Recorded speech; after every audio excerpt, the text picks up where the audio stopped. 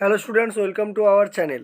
আজকের ভিডিওতে আমরা মাধ্যমিক 2025-এর যে এবিটিএ টেস্ট পেপার রয়েছে তার পেজ নম্বর 32-এর যে ভৌতবিজ্ঞানের সেটটি রয়েছে সেই সেটের 1, 2 ও 3-এর দাগের প্রশ্নগুলো সম্পর্কে ডিটেলসে আলোচনা করব।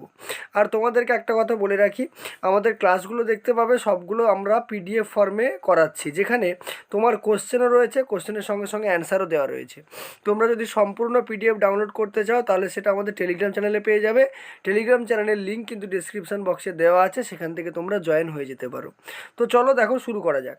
দেখো ফার্স্ট কোশ্চেন কি বলছে, দেখো একের দাগের কোশ্চেন বলছে, দেখো কি বলছে। একের দাগের কোশ্চেন বলছে গ্রিনহাউস গ্যাস এফেক্টের জন্য দায়ী ইনফ্রারেড রশ্মি, অতিবেগুনি রশ্মি, গামা রশ্মি, আলফা রশ্মি।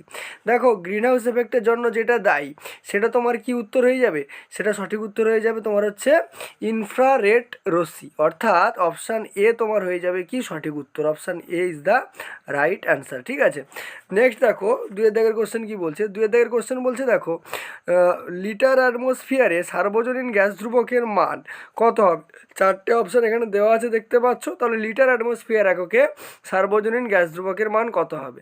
দেখো লিটার অ্যাটমসফিয়ারের যদি কথা বলা হয় তাহলে সেখানে সঠিক উত্তর কোনটা হয়ে যাবে না, অপশান বি, অর্থাৎ 0.082 সঠিক উত্তর কিন্তু হয়ে যাবে। ঠিক আছে, নেক্সট দেখো তিনের দাগের কোশ্চেন কি বলছে যে কত মোল হাইড্রোজেনের সঙ্গে 2 মোল অক্সিজেনের বিক্রিয়ায় 4 মোল স্টিম উৎপন্ন হয়। দেখো অঙ্কটা আমি পাশে করে দিচ্ছি। মনে করো যে আমাকে তাহলে কি কি আছে, আমার কাছে হাইড্রোজেন আছে, ঠিক আছে, হাইড্রোজেন আছে, আর হচ্ছে কি রয়েছে, অক্সিজেন রয়েছে। ঠিক আছে, এই হাইড্রোজেন আর অক্সিজেন, ঠিক আছে, যুক্ত হয়ে কি তৈরি করছে, যুক্ত হয়ে তোমার স্টিম তৈরি করছে। ঠিক আছে, যুক্ত হয়ে কি তৈরি করছে, স্টিম তৈরি করছে, অর্থাৎ H2O তৈরি করছে। তাহলে এটা যদি সিম্পলিফাই করে নিই, অর্থাৎ সমতা বিধান করে নিই, এরকম একটা ইকুয়েশন দাঁড়াবে কিন্তু আমার কাছে। ঠিক আছে, এরকম একটা ইকুয়েশন দাঁড়ালো। এবারে দেখো যদি মোল সংখ্যাগুলো আমি লিখে ফেলি তাহলে দেখো হাইড্রোজেনের ক্ষেত্রে কত হবে, 2 গুণিতক 2, অর্থাৎ কত বেরোবে না 4 বেরোলো। ঠিক আছে, নেক্সট দেখো অক্সিজেনের ক্ষেত্রে 16 গুণিতক 2, তার মানে কত বেরোলো না হচ্ছে 32 বেরিয়ে গেল। আর যদি আমরা জলের কথা বলি তাহলে 2 ব্র্যাকেটের মধ্যে দেখো 2 যুক্ত কত হবে, 2 যুক্ত হবে 16। ঠিক আছে, তাহলে দেখো 16 2 18, 2 কত হবে, 18 2 36 হবে। তার মানে আমি দেখতে পাচ্ছি যে আমি যদি 2 মোল অক্সিজেন ব্যবহার করি, 2 মোল কি ব্যবহার করছি, অক্সিজেন, 2 মোল অক্সিজেন থেকে কিন্তু আমি কি পাচ্ছি, কত মোল পাচ্ছি না হচ্ছে 2 মোল কিন্তু কি পাচ্ছি, sorry 1 mole, sorry sorry sorry 1 mole oxygen থেকে। ঠিক আছে, 1 মোল অক্সিজেন থেকে আমি কিন্তু 2 মোল কি পাচ্ছি, স্টিম পাচ্ছি। তাহলে আমাকে প্রশ্নে বলে দিয়েছে দেখো যে 2 মোল আমার অক্সিজেন রয়েছে। ঠিক আছে, তাহলে 2 মোল অক্সিজেন থেকে, 2 মোল অক্সিজেন থেকে কতটা হচ্ছে পাবো না, 2 মোল অক্সিজেন থেকে কিন্তু আমি অলরেডি আমি হচ্ছে কত মোল পেয়ে যাচ্ছি না 4 মোল কিন্তু আমি স্টিম পেয়ে যাচ্ছি। তাহলে আমাকে দেখো কত বলেছিল যে কতটা পরিমাণ, কত মোল হাইড্রোজেন লাগবে। ঠিক আছে, কত মোল হাইড্রোজেন লাগবে। তাহলে দেখো আমার এখানে তো অলরেডি আমার বেরিয়ে আছে যে 2 মোল আমার হাইড্রোজেন লাগছে, এখানে দেখো 2 মোল হাইড্রোজেন লাগছে। তাহলে সঠিক উত্তর আমার কত হয়ে যাবে, 2 মোল, তাই না। সঠিক উত্তর কত হয়ে যাবে, 2 মোল, অর্থাৎ তিনের দাগের option B is the, sorry এটা হচ্ছে 4 মোল অক্সিজেন, কারণ 4 গুণিতক 1। ঠিক আছে, তাহলে 4 মোল অক্সিজেন, তাহলে অর্থাৎ অপশান বি হচ্ছে তোমার সঠিক উত্তর হয়ে যাবে। ঠিক আছে, option B is the right answer.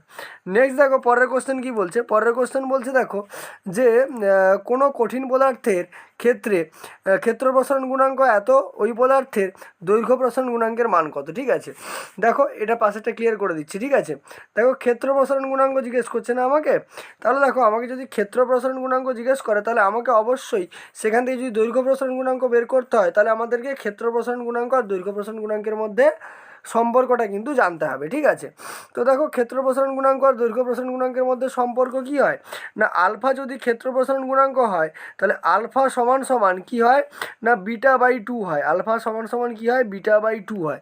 তাহলে দেখো এখানে কিসের মান দেওয়া আছে, এখানে হচ্ছে আমার ক্ষেত্র প্রসারণ গুণাঙ্কের মান দেওয়া আছে। এটাকে 2 দিয়ে ভাগ করলে আমার উত্তর হয়ে যাবে। তাহলে 2 দিয়ে যদি ভাগ করে দিই তাহলে আমার কত আসবে না হচ্ছে অপশান ডি হচ্ছে রাইট অ্যান্সার, অর্থাৎ 1 × 10⁻⁵ পার ডিগ্রি সেলসিয়াস কিন্তু সঠিক উত্তর হয়ে যাবে।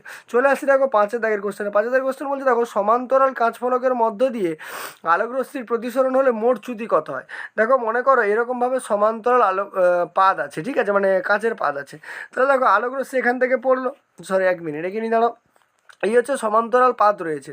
মনে করো আলোকরশ্মি এইভাবে পড়লো, পড়ার পরে যদি মনে করি যে ওপরেরটা হচ্ছে লঘু মাধ্যম, নিচেরটা ঘন মাধ্যম, তাহলে অ্যাঙ্গেলটা কী হবে, ছোটো হয়ে গেল, ঠিক আছে। অ্যাঙ্গেলটা কী হয়ে যাবে, ছোটো হয়ে যাবে, ঠিক আছে। 1 মিনিট ভালো করে এঁকে নিতে দাও। অ্যাঙ্গেলটা কী হয়ে যাবে, অ্যাঙ্গেলটা তোমার এইভাবে ছোটো হয়ে গেল, ছোটো হয়ে গিয়ে এখানে পড়ার পরে সিমিলারলি বেরিয়ে যাবে, অর্থাৎ এই রশ্মিটা আর এই রশ্মিটা কী হবে, পরস্পরের সমান্তরাল হবে, অর্থাৎ চ্যুতিকোণের মান কত ডিগ্রি হবে, 0 ডিগ্রি, অর্থাৎ option B is the right answer. Next দেখো 6 দাগের কোশ্চেন বলছে, দেখো দৃশ্যমান বর্ণালীর যে বর্ণের আলোর তরঙ্গ দৈর্ঘ্য সবচেয়ে কম সেটি হলো হলুদ, লাল, বেগুনি নাকি নীল, ঠিক আছে। তাহলে যে আলোর তরঙ্গ দৈর্ঘ্য সবচেয়ে কম সেটা তোমার কি হয়ে যাবে, সেটা হয়ে যাবে তোমার হচ্ছে এখানে বেগুনি, ঠিক আছে। বেগুনি আলোর তরঙ্গ দৈর্ঘ্য সব থেকে কম। নেক্সট দেখো 7 দাগের কোশ্চেন চলে আসি, বলছে পরিবাহিতাঙ্কের একক হলো ওহম, ওহম সেন্টিমিটার, মো নাকি মো সেন্টিমিটার ইনভার্স। তাহলে পরিবাহিতাঙ্কের একক যদি আমরা বলি, পরিবাহিতাঙ্কের একক কী হয়, পরিবাহিতাঙ্কের একক হয় মো সেন্টিমিটার ইনভার্স, অর্থাৎ অপশান ডি এখানে তোমার সঠিক উত্তর হয়ে যাবে। চলে আসি 8 দাগের কোশ্চেনে, বলছে দেখো 8 দাগের কোশ্চেন কি, যে তাপমাত্রা বাড়ালে অর্ধপরিবাহী রোধাঙ্ক হ্রাস পায়, বৃদ্ধি পায় নাকি প্রথমে বাড়ে, ওদের একটা অপশান রয়েছে। দেখো তাপমাত্রা বাড়ালে অর্ধপরিবাহী রোধাঙ্ক কী হবে, অর্ধপরিবাহী রোধাঙ্ক কিন্তু হ্রাস পাবে, ঠিক আছে। অর্ধপরিবাহী রোধাঙ্ক কী হয় না, হ্রাস পেয়ে যায়, ঠিক আছে। Option A is the right answer, ঠিক আছে। কারণ দেখো তোমরা পড়ে এসছো অর্ধপরিবাহী কি, অর্ধপরিবাহী হচ্ছে এমন এক ধরনের পদার্থ যেটা সাধারণ উষ্ণতায় তড়িৎ পরিবহন করতে পারে না। যখনই সাধারণ অবস্থায়ও তড়িৎ পরিবহন করতে পারছে না, যখনই তুমি তাপমাত্রা একটু বাড়িয়ে দিলে তখনই কিন্তু তড়িৎ পরিবহন করতে পারছে, মানে আগে যে রোধটা ছিল তার থেকে এখন রোধটা কী হয়ে যাবে, কম হয়ে যাবে, ঠিক আছে। আগে যে রোধটা ছিল এখন রোধটা কী হয়ে যাবে, আগের রোধের থেকে এখন রোধটা কম হয়ে যাবে, অর্থাৎ হ্রাস পেয়ে যাবে রোধাঙ্ক, ঠিক আছে। দেখো চলে আসছি নেক্সট পাতায়। নেক্সট পাতা দেখো কী বলছে, যে 1.9 কোশ্চেন দেখো, যে বলছে 92A23 মৌলটির পরমাণুর প্রথমে একটি আলফা বিঘটন ঘটেছে, পরে দুটো বিটা বিঘটন ঘটেছে, তাহলে পরমাণুর ভর সংখ্যা কত হবে। তাহলে দেখো আগে আমি লিখে ফেলি, ঠিক আছে। দেখো আমাকে কি দেওয়া আছে, 92A235, তাই না। তাহলে আমি লিখে ফেলি 92 আর এ মাথায় হচ্ছে 235, ঠিক আছে, 235। এবার এখান থেকে প্রথমে কি বেরিয়েছে, প্রথমে হচ্ছে একটা আলফা বেরিয়েছে, আলফা বেরিয়েছে মানে আলফার সংকেত কি হয় 2He4, এইপরে এটা বেরিয়ে গেছে মানে তাহলে এই যে পরমাণু ক্রমাঙ্ক ছিল সেটা 2 একক কমে যাবে, তার মানে কত হয়ে যাবে, 90 হয়ে যাবে। আর এ তো এই থাকলো, ওপরে দেখো ভর সংখ্যাটা 235 ছিল, সেখান থেকে 4 কমে যাবে, অর্থাৎ 200 কত হয়ে যাবে, 31 হয়ে যাবে। তারপরে দেখো বলছে যে দুটো বিটা বিঘটন ঘটেছে, বিটা বিঘটন মানে কি, বিটা বিঘটন মানে দুটো হচ্ছে কি বিয়োগ হয়েছে -1 এটা হচ্ছে বেরিয়েছে। এবার আমাকে জিজ্ঞেস করছে দেখো যে ভর সংখ্যা কী হবে। দেখো এখানে তো এর যদি মানে চেঞ্জ হয় তাহলে ভর সংখ্যার কিন্তু কোনো পরিবর্তন ঘটে না, কেবলমাত্র এইটা হচ্ছে বাড়ে, তার মানে 90 থেকে এটা কত হয়ে যাবে, 92 হয়ে যাবে, এ থাকবে আর ভর সংখ্যা যাই ছিল তাই থাকবে, তাহলে 231। তাহলে সঠিক উত্তর তোমার কী হয়ে যাবে, 231, অর্থাৎ অপশান নম্বর বি হয়ে যাবে তোমার এক্ষেত্রে সঠিক উত্তর, ঠিক আছে। নেক্সট দেখো আমরা চলে আসছি পরের কোশ্চেনে। পরের কোশ্চেন কি বলছে দেখো, পরের কোশ্চেন বলছে দেখো যে কোনটি সন্ধিগত মৌল নয়, এজি, এমজি, সিইউ নাকি হচ্ছে সিডি, ঠিক আছে। তাহলে কোনটা সন্ধিগত মৌল নয়, আমরা জানি কোনটা সন্ধিগত মৌল নয়, না সন্ধিগত মৌল নয় হচ্ছে তোমার এমজি, এমজি হচ্ছে সন্ধিগত মৌল নয়। নেক্সট দেখো পরের কোশ্চেনে চলে আসছি 11 দাগের কোশ্চেন। 11 দাগের কোশ্চেন বলছে ধাতব পরমাণু আয়নে পরিণত হওয়ার সময় ইলেকট্রন ত্যাগ করেও জারিত হয়, ইলেকট্রন গ্রহণ করেও বিজারিত হয়, ইলেকট্রন গ্রহণ করে ও জারিত হয়, ইলেকট্রন ত্যাগ করেও বিজারিত হয়। দেখো যে কোনো ধাতব পরমাণু যখন আয়নে পরিণত হবে, আয়নে পরিণত হওয়ার সময় তারা কিন্তু ইলেকট্রন ত্যাগ করবে এবং জারিত হবে, অর্থাৎ অপশান এ হচ্ছে সঠিক উত্তর, ঠিক আছে। অপশান এ হচ্ছে সঠিক উত্তর কিন্তু এখানে হয়ে যাবে, ঠিক আছে। নেক্সট দেখো চলে আসছি আমাদের পরের কোশ্চেনে, ঠিক আছে। তাহলে এটা কোনটা হয়ে গেল, অপশান এ হচ্ছে তোমার সঠিক উত্তর হয়ে গেল, ঠিক আছে। পরের কোশ্চেনে চলে আসছি। পরের কোশ্চেন দেখো, পরের কোশ্চেন বলতে আমাদের হচ্ছে 12 দাগের কোশ্চেন। কি বলছে, যে একটি রূপোর গয়নায় সোনার প্রলেপ দিতে হলে অ্যানোড রূপে কী ব্যবহার করা হবে। দেখো অ্যানোড রূপে যেটাকে আমরা ব্যবহার করব সেটা হচ্ছে AU, অর্থাৎ সোনাকেই কিন্তু আমরা কী রূপে ব্যবহার করব, অ্যানোড রূপে কিন্তু ব্যবহার করব। ঠিক আছে, মনে রাখবে যে ধাতুর প্রলেপ দেওয়া হবে তাকে অ্যানোড রূপে ব্যবহার করা হয় এবং যে ধাতুর ওপরে প্রলেপ দেওয়া হবে তাকে কিন্তু ক্যাথোড রূপে ব্যবহার করা হয়। চলে আসছি দেখো 13 দাগের কোশ্চেনে কি বলছে, আয়রন পাইরাইটসকে অতিরিক্ত বায়ুতে পোড়ালে যে গ্যাস পাওয়া যায় তা হলো NH3N2H2S নাকি SO2। দেখো আয়রন পাইরাইটসকে যদি অতিরিক্ত বায়ুতে পোড়ানো হয় তাহলে যে গ্যাসটা উৎপন্ন হবে সেটা হচ্ছে তোমার সালফার ডাইঅক্সাইড, অর্থাৎ option D SO2 is the right answer. Next দেখো 14 দাগের কোশ্চেনে চলে আসছি, বলছে পিতলের উপাদান হলো copper tin, copper zinc, copper iron নাকি কপার নিকেল। দেখো পিতল যেটা দিয়ে তৈরি হয় সেটা হচ্ছে তোমার কি হয়ে যাবে, সেটা হচ্ছে কপার এবং জিঙ্ক, কপার এবং জিঙ্ক, যাকে আমরা তামা এবং দস্তা বলে থাকি। তাহলে option B is the right answer. Next দেখো 15 দাগের কোশ্চেন কি বলছে, যে এলপিজি এর সিলিন্ডার থেকে গ্যাস লিক করলে যে তীব্র দুর্গন্ধ পাওয়া যায় তা যে যৌগের কারণে তা হলো ethylene dibromide, ethyl alcohol, vinyl acetate নাকি হচ্ছে ইথাইল মারক্যাপটেন। ঠিক আছে, তাহলে যে গন্ধটা আমরা পাই সেটা কিন্তু কিসের, ইথাইল মারক্যাপটেনের, অর্থাৎ অপশান ডি তোমার হয়ে যাবে এখানে সঠিক উত্তর। ঠিক আছে, এ পর্যন্ত দেখো আমাদের 1 দাগের সমস্ত কোশ্চেন কিন্তু হয়ে গেল। চলে আসছি দেখো আমাদের 2 দাগের কোশ্চেনে। ঠিক আছে, তো চলো চলে যাওয়া যাক আমাদের 2 দাগের কোশ্চেনে।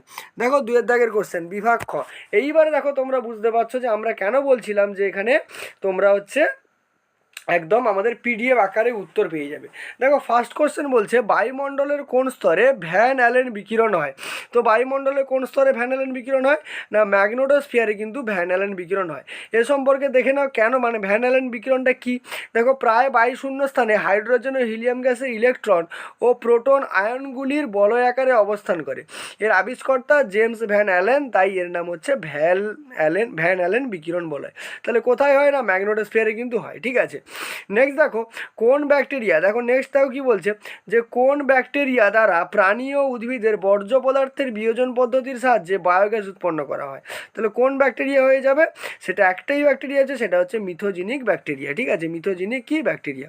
নেক্সট কোশ্চেন দেখো অথবার কোশ্চেন, তাপন মূল্যের এসআই পদ্ধতিতে একক কি। তাপন মূল্যের এসআই পদ্ধতিতে একক কী হবে, আচ্ছা এটা কিলোজুল হবে না, এটা হবে জুল পার কিগ্রা। ঠিক আছে, অ্যান্সার কী হবে, জুল পার কিন্তু কিগ্রা হয়ে যাবে। ঠিক আছে, নেক্সট দেখো কি বলছে, নেক্সট কোশ্চেন বলছে 3 দাগে, স্থির উষ্ণতায় নির্দিষ্ট ভরের গ্যাসের পিভি লেখচিত্র কিরূপ প্রকৃতি হয়, অধিবৃত্ত হয়। পিভি লেখচিত্র কেমন হয়, অধিবৃত্ত হয়।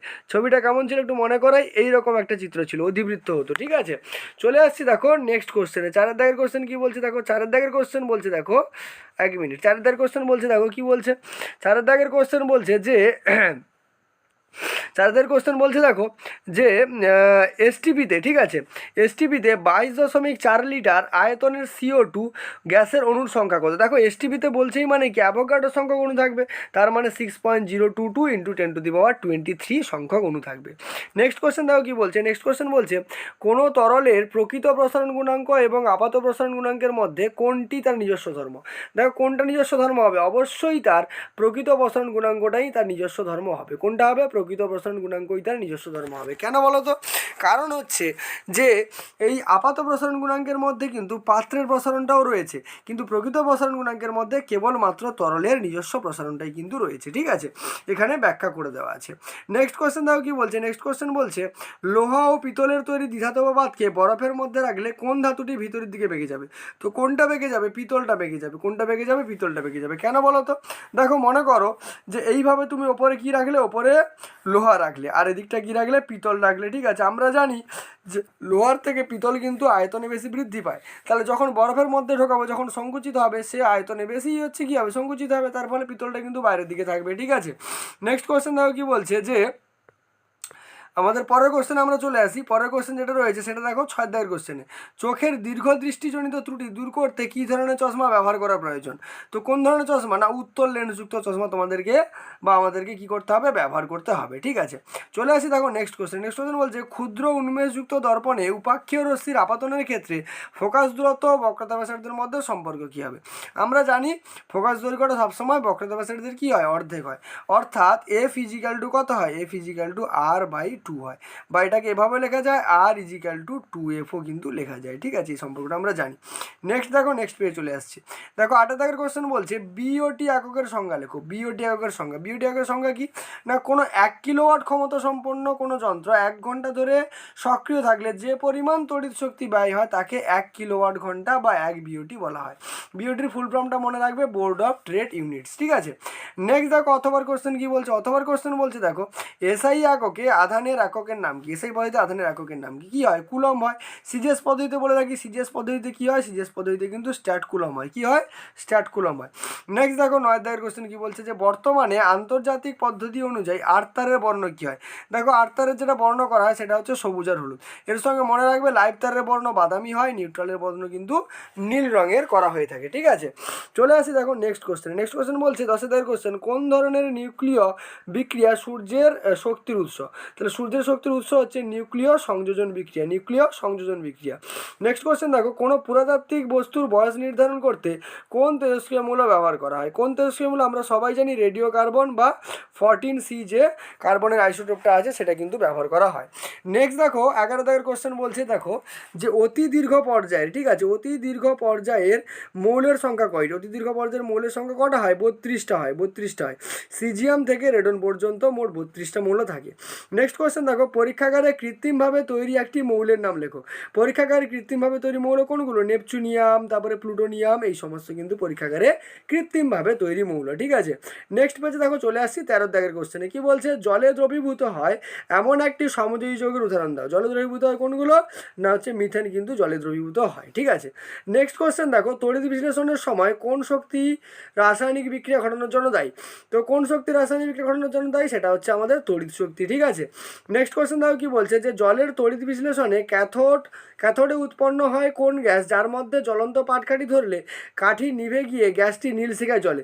দেখো যখনই তোমাকে এখানে নীল শিখাই বলছে তার মানে তোমাকে বুঝতে হবে কি না, হাইড্রোজেন গ্যাস কিন্তু ওখানে রয়েছে। ঠিক আছে, তারপরে দেখো যে 16 দাগের কোশ্চেনটা রয়েছে সেটা কি, সেটা হচ্ছে বাম স্তম্ভের সঙ্গে ডান স্তম্ভ মেলাতে বলেছে। দেখো মেলানো অলরেডি হয়ে আছে। দেখো থার্মিট পদ্ধতি থেকে কী হবে, থার্মিট পদ্ধতি থেকে লোহা নিষ্কাশন করা হয় আমরা জানি, তাই না। তারপরে দেখো অ্যামালগাম, অ্যামালগাম কাকে বলা হয় সরি, অ্যামালগাম দেখো সোডিয়াম এবং পারদের একটা যে হচ্ছে মিশ্রণ। ঠিক আছে, তারপরে দেখো বায়োপলিমার, বায়োপলিমার কোনটা না, নিউক্লিক অ্যাসিড। ঠিক আছে, আর পিভিসি হচ্ছে পলিফিনাইল ক্লোরাইড। ঠিক আছে, দেখো এখানে আমাদের 1 দাগের কোশ্চেন, 2 দাগের মোটামুটি কটা কোশ্চেন হলো, 16টা কোশ্চেন হয়ে গেল। চলে আসি 17 দাগের কোশ্চেন। দেখো কী বলছে, নাইট্রোলিম কি, কী বলছে নাইট্রোলিম কি, বারবার ভেরি ভেরি ইম্পর্টেন্ট, পরীক্ষায় বারবার আসে নাইট্রোলিম কি। ঠিক আছে, তো নাইট্রোলিম কি, দেখো নাইট্রোলিম হলো বা নাইট্রোলিমের যে রাসায়নিক নাম সেটা হচ্ছে ক্যালসিয়াম সায়ানামাইড, এক ধরনের অজৈব যৌগ যার সংকেত হলো CaCN2। ঠিক আছে, এটি সায়ানাইড অ্যানিয়নের ক্যালসিয়াম লবণ, এই রাসায়নিক সার, এটি রাসায়নিক সার হিসাবে পরিচিত। ঠিক আছে, এবং বাণিজ্যিকভাবে এটি নাইট্রোলাইম বা নাইট্রোলিম হিসাবে পরিচিত। ঠিক আছে, নেক্সট দেখো অথবার কোশ্চেন কি বলছে। অথবার কোশ্চেন বলছে দেখো একটি আম্লিক গ্যাসের নাম লেখো। তো আম্লিক গ্যাস কী হয়ে যাবে আমাদের, কার্বন ডাই অক্সাইড। কেন আম্লিক গ্যাস না, এই যে কার্বন ডাই অক্সাইডটা বৃষ্টির জলের সঙ্গে অর্থাৎ H2ওর সঙ্গে বিক্রিয়া করে H2CO3 তৈরি করে, যেটা কিন্তু আমরা কার্বনিক অ্যাসিড নামে চিনি, যেটা অ্যাসিড বৃষ্টির জন্য কিন্তু মূলত একটা প্রধান উপাদান বা দায়ী বলতে পারো। ঠিক আছে, নেক্সট বলছে দেখো শৌচাগারে প্রায়শই কোন গ্যাসের গন্ধ পাওয়া যায় না, আমরা জানি অ্যামোনিয়া গ্যাসের তীব্র ঝাঁঝালো গন্ধ পাওয়া যায়। নেক্সট কোশ্চেন দেখো লাস্ট কোশ্চেন, অ্যামোনিয়ার সঙ্গে কোন গ্যাসের বিক্রিয়ায় একটি কঠিন পদার্থ উৎপন্ন হয়। অ্যামোনিয়ার সঙ্গে HBr এর বিক্রিয়ায় কিন্তু একটা কঠিন পদার্থ উৎপন্ন হয়। চলে আসছি দেখো আমরা 3 দাগের কোশ্চেনে। ঠিক আছে, 3 দাগের মানে এগুলো 2 নম্বরের কোশ্চেন। কি বলছে দেখো ফার্স্ট কোশ্চেন যে স্থিতিশীল উন্নয়ন কি, এর জন্য কি কি পরিকল্পনা প্রয়োজন। দেখো স্থিতিশীল উন্নয়ন কাকে বলে না, দেখো স্থিতিশীল উন্নয়ন বলতে এমন একটি উন্নয়নকে বোঝায় যা বর্তমান প্রজন্মের চাহিদা পূরণ করে কিন্তু ভবিষ্যৎ প্রজন্মের চাহিদা পূরণের সক্ষমতাকে ক্ষতিগ্রস্ত না করে। এটি পরিবেশ, অর্থনীতি এবং সমাজের জন্য মধ্যে একটি ভারসাম্য রক্ষা করে। দেখো এর পরিকল্পনা হচ্ছে কী কী পরিকল্পনা প্রয়োজনের জন্য। দেখো প্রচলিত শক্তি অর্থাৎ জৈব শক্তির ব্যবহার কমাতে হবে, আর অপ্রচলিত শক্তি অর্থাৎ এই যে বায়ু বিদ্যুৎ, তারপরে জলবিদ্যুৎ, সৌরবিদ্যুৎ, এগুলোর ব্যবহার কিন্তু বাড়াতে হবে। তবেই আমরা কি করতে পারবো, তবেই আমরা ভবিষ্যৎ প্রজন্মের জন্য কিন্তু শক্তি সঞ্চয় করতে পারবো। ঠিক আছে, দেখো 2 দাগের কোশ্চেন কি বলছে যে আদর্শ গ্যাসের আচরণ থেকে বাস্তব গ্যাসগুলির বিচ্যুতির কারণ 2টি লেখো। ঠিক আছে, কী কী কারণে হয় দেখো যে আদর্শ গ্যাসগুলো যে আচরণগুলো বাস্তব গ্যাসের থেকে আলাদা হয়ে যায়, ঠিক আছে। কেন হয় দেখো, যে মূলত যে বাস্তব গ্যাসগুলো তাদের অণুগুলোর মধ্যে আন্ত অণু সংক্রান্ত শক্তি হচ্ছে কিন্তু রয়েছে, ঠিক আছে। সংঘর্ষগুলি সর্বদা স্থিতিস্থাপক হয় না, ঠিক আছে, এবং গ্যাসের অণুগুলির পরিমাণও কিন্তু আমরা এদের মধ্যে ইনক্লুডেড রয়েছে। নেক্সট দেখো যে ফার্স্টের যে কোশ্চেনটা বলছে অথবার কোশ্চেনটা, 27 ডিগ্রি সেলসিয়াস উষ্ণতায় নির্দিষ্ট ভরের কোনো গ্যাসের আয়তন 5000 সেন্টিমিটার কিউব, স্থির চাপে কোন উষ্ণতায় গ্যাসের আয়তন দ্বিগুণ হবে, ঠিক আছে। কোন উষ্ণতায় গ্যাসের আয়তন দ্বিগুণ হবে, দেখো এখানে একটা কথা বলেছে স্থির চাপে। স্থির চাপে মানে কি, পিটা স্থির রয়েছে, তাহলে ভি এর সঙ্গে আমার টি এর সম্পর্ক কি মনে রাখতে হবে না, V1/T1, ঠিক আছে। V1/T1 সমান আমার কত হয় না, V2 বাই তোমার হচ্ছে T2 হয়, ঠিক আছে, T2 হয়। এবারে দেখো V1 এর মান কত বলছে, V1 এর মান 500 সেন্টিমিটার কিউব, তাহলে V1 এর জায়গায় আমি কত লিখে ফেললাম না 500, ডিভাইডেড বাই T1 এর মান কত না 27, ঠিক আছে, কেলভিনে নিয়ে যাওয়ার দরকার নেই। সমান দেখো V2 কি বলেছে, দ্বিগুণ হবে বলেছে, মানে 500 দুগুণে কত হবে, 1000 হবে বলেছে, বাই কত হবে, বাই হচ্ছে T2 হবে। এবারে যদি একটু কাটাকাটি করি, দেখো 500 দুয়ে কত হবে না হচ্ছে 1000 হবে, তাহলে এখান থেকে T2 সমান কত পাবো, 27 দুগুণে কত পাবো 54, তার মানে 54 ডিগ্রি সেলসিয়াস তাপমাত্রায় কিন্তু আগের আয়তনের কিন্তু দ্বিগুণ হয়ে যাবে। নেক্সট দেখো 3 দাগের কোশ্চেন কি বলছে, যে একটি উত্তল লেন্সের সাহায্যে কিভাবে অসৎ, এটা অসৎ হবে, ঠিক আছে, অসৎ সমশীর্ষ ও বস্তু অপেক্ষা বড় প্রতিবিম্ব গঠিত হয় তার চিত্র সহ দেখো। দেখো এক্ষেত্রে যদি উত্তল দর্পণের ক্ষেত্রে বা উত্তল দর্পণ বলছি, উত্তল লেন্সের ক্ষেত্রে যদি তুমি অসৎ সমশীর্ষ এবং বস্তু অপেক্ষা বড় প্রতিবিম্ব চাও, তাহলে তোমাকে বস্তুটাকে অবশ্যই ফোকাস দূরত্বের মধ্যে রাখতে হবে, দর্পণের ফোকাস দূরত্বের মধ্যে রাখতে হবে, যার চিত্রটা কিন্তু পাশে দেওয়া আছে, তোমাদের বইতেও রয়েছে, একবার দেখে নিতে পারো। নেক্সট কোশ্চেন দেখো অথবার কোশ্চেন কি বলছে, যে রৈখিক বিবর্ধন কাকে বলে। রৈখিক বিবর্ধন কাকে বলে না, দেখো রৈখিক বিবর্ধন বলতে বোঝায় প্রতিবিম্বের আকার ও বস্তুর আকারের অনুপাতকে, অর্থাৎ এখানে দেখো যদি এইচ হচ্ছে আমার বস্তুর হচ্ছে আকার হয় আর এইচ ড্যাশ যদি প্রতিবিম্বের আকার হয়, তাহলে এইচ ড্যাশ বাই এইচ অর্থাৎ এই যে এম দিয়ে প্রকাশ করা হচ্ছে, এটাকেই কিন্তু আমরা কি বলছি, রৈখিক বিবর্ধন বলছি, ঠিক আছে। নেক্সট দেখো একটা অঙ্ক তোমাকে দিয়েছি, কি দিয়েছে, যে 5 সেন্টিমিটার দীর্ঘ একটি বস্তু, তার মানে 5 সেন্টিমিটার দীর্ঘ বস্তু মানে আমাকে এইচ এর মান কত বলছে, এইচ এর মান হচ্ছে আমাকে 5 সেন্টিমিটার বলে দিয়েছে, ঠিক আছে। নেক্সট দেখো বলছে একটি উত্তল লেন্সের সামনে রাখলে প্রতিবিম্বের রৈখিক বিবর্ধন কত হয়, 5 হয়, তার মানে এখানে আমাকে এম এর মান কত বলে দিয়েছে, 5 বলে দিয়েছে। আমাকে কি জিজ্ঞেস করছে, আমাকে জিজ্ঞেস করছে 1 মিনিট 5টা ভালো করে লিখে নিই, রৈখিক বিবর্ধন কত হয়, রৈখিক বিবর্ধন হচ্ছে তোমার হচ্ছে 5 হয়ে যায়, ঠিক আছে, 5, ঠিক আছে, 5 হয়ে যায়, তাহলে রৈখিক বর্ধন কত হয়ে গেল, 5 হয়ে গেল। নেক্সট দেখো আমাকে কি বলছে, প্রতিবিম্বের দৈর্ঘ্য কত, তাহলে আমি সূত্র বসাবো। দেখো এম সমান আমার কি হয় না, এইচ ড্যাশ বাই হচ্ছে এইচ হয়, যেখানে এইচ ড্যাশটা হচ্ছে কি প্রতিবিম্বের দৈর্ঘ্য, তাই তো। তাহলে এখান থেকে এইচ ড্যাশ সমান কত বেরোবে না, এম ইন্টু এইচ বেরোবে, যেখানে এম এর মানও 5 আর এইচ এর মানও কত 5, দুটো গুণ করলে কত বেরিয়ে যাবে না 25 সেন্টিমিটার, তার মানে প্রতিবিম্বের দৈর্ঘ্য কত হবে না 25 সেন্টিমিটার হয়ে যাবে। দেখো নেক্সট কোশ্চেনে চলে আসি। নেক্সট কোশ্চেন দেখো কি বলছে, নেক্সট কোশ্চেন বলছে দেখো যে গৃহস্থলিতে ব্যবহারের জন্য ডিসি এর পরিবর্তে এসি ব্যবহার করা হয় কেন। দেখো ডিসি অ্যাকচুয়ালি কী হয়, ডিসি মানে খুব দূর পর্যন্ত নিয়ে যাওয়া যায় না, এর বিভবটা কমে যায়, কিন্তু এসিকে খুব সহজে নিয়ে যাওয়া যায়। তাছাড়া দেখবে ডিসি থেকে কিন্তু ডিসিটাকে একটা নির্দিষ্ট হচ্ছে বিভব সঙ্গে নিয়ে আসে, কিন্তু এসিকে আমরা মানে প্রয়োজন মতো এর বিভব কমাতে বাড়াতে পারি, সেটাই এখানে ব্যাখ্যা করে দেওয়া আছে। নেক্সট কোশ্চেন বলছে বাল্যচক্রের ঘূর্ণনের কিরূপ পরিবর্তন হবে যদি তড়িৎ প্রবাহ বাড়ানো হয়। দেখো তড়িৎ প্রবাহ বাড়ানো হলে বাল্যচক্রের ঘূর্ণনের কোনো পরিবর্তন হবে না, ঠিক আছে, কোনো পরিবর্তন হবে না। তারপরে বলছে তড়িৎ প্রবাহের অভিমুখ উল্টে দেন, অভিমুখ উল্টে দিলে বাল্যচক্র আগে যে দিক থেকে ঘুরছিল তার উল্টো দিকে কিন্তু ঘুরতে আরম্ভ করবে। নেক্সট কোশ্চেন বলছে দেখো HCl উদ্বায়ী পদার্থ কিন্তু NaCl অনুদ্বায়ী কেন। যদি তোমরা এটা জানো যে HCl এর মধ্যে কিন্তু দুর্বল আন্তঃআণবিক আকর্ষণ বল কাজ করে, ঠিক আছে, যার ফলে এটা খুব সহজে কিন্তু বাতাসের সঙ্গে মিশে যায়, কিন্তু NaCl এর মধ্যে কিন্তু তড়িৎ আকর্ষণ আয়নিক বন্ধন থাকে, তার জন্য তড়িৎ আকর্ষণ বল কাজ করে, সেই আকর্ষণ বললে কিন্তু খুব সহজে ভাঙা যায় না, যার জন্য এটা অনুদ্বায়ী হয়, ঠিক আছে। দেখো নেক্সট দেখো 6 অধ্যায়ের কোশ্চেন কি বলছে, 6 অধ্যায়ের কোশ্চেন বলছে যে C2H4 আর হচ্ছে HF, ঠিক আছে, এই অণুর লুইস ডট চিত্র দেখাতে বলেছে। দেখো এটা হচ্ছে CH এর আর এটা হচ্ছে কার না HF এর। এবার CH এর মধ্যে দুটো কার্বনের মধ্যে কিন্তু দুটো ডবল বন্ড কাজ করে আর হাইড্রোজেনগুলোর সঙ্গে সিঙ্গেল বন্ড কাজ করে, আর HF এর ক্ষেত্রে ফ্লোরিনের লাস্ট কক্ষে হচ্ছে হচ্ছে 7টা ইলেকট্রন থাকে, তার জন্য দুটো দুটো দুটো করে পেয়ার তৈরি করে। আর হাইড্রোজেনের একটা ইলেকট্রন আর হচ্ছে ফ্লোরিনের একটা ইলেকট্রন মিলে কিন্তু একটা এক বন্ধন তৈরি করে, ঠিক আছে। নেক্সট কোশ্চেনে দেখো চলে আসি। নেক্সট কোশ্চেন কি বলছে, সমযোজী ও তড়িৎযোজী যৌগের দ্রাব্যতা ও তড়িৎ পরিবাহিতার মধ্যে ধর্মের মধ্যে পার্থক্য লিখতে বলেছে। দেখো দ্রাব্যতা আর তড়িৎ পরিবাহিতার যদি দ্রাব্যতার কথা আমরা বলি, তাহলে তড়িৎযোজী যৌগগুলো সাধারণত জলে দ্রাব্য হয়, কিন্তু জৈব দ্রাবকে অদ্রাব্য বা স্বল্প দ্রাব্য। সমযোজী যৌগগুলো জলে অদ্রাব্য, কিন্তু জৈব দ্রাবকে কিন্তু দ্রাব্য হয়ে যায় এবং দ্রবণে এরা আয়ন উৎপন্ন করতে পারে না, ঠিক আছে। নেক্সট দেখো যদি আমরা তড়িৎ পরিবাহিতার কথা বলি, তড়িৎযোজী যৌগ কী করবে, গলিত বা জলীয় দ্রবণে থাকা অবস্থায় তড়িৎ পরিবহন করতে পারে, কিন্তু এরা সাধারণত তড়িৎ পরিবহন করতে পারে না। তবে কিছু কিছু ব্যতিক্রম রয়েছে, যেমন হচ্ছে HCl সমযোজী যৌগ হওয়া সত্ত্বেও কিন্তু তড়িৎ পরিবহন করে, ঠিক আছে। চলে আসছি দেখো নেক্সট কোশ্চেনে। নেক্সট কোশ্চেন দেখো কি বলছে, 7 দাগের কোশ্চেন, যে সিলভার নাইট্রেটের জলীয় দ্রবণে H2S গ্যাস চালনা করলে যে কালো রঙের অধক্ষেপ পড়ে তার নাম ও সংকেত লেখো। দেখো তার নাম কি, তার নাম হচ্ছে সিলভার সালফাইড, সিলভার সালফাইড, ঠিক আছে, সিলভার সালফাইড, ঠিক আছে।